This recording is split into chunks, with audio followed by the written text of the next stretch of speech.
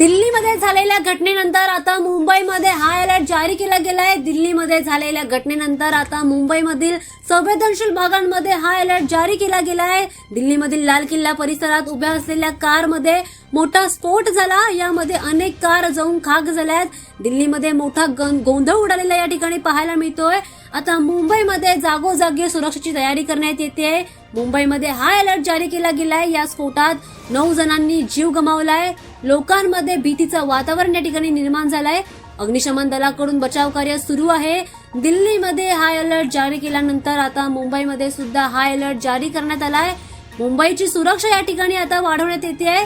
दिल्लीमध्ये झालेल्या घटनेमुळे आता मुंबईमध्ये सुद्धा भीतीचं वातावरण पसरलंय। पोलिसांकडून जागोजागी कडक बंदोबस्त करण्यात येतोय।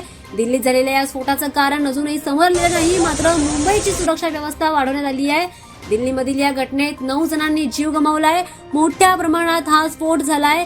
मुंबईमध्ये हाय अलर्ट जारी करण्यात आलाय। दिल्लीमधील हे दृश्य तुम्ही बघू शकता। मोठ्या प्रमाणात या ठिकाणी मोठा गोंधळ उडालाय। 9 जणांनी यामध्ये जीव गमावलाय।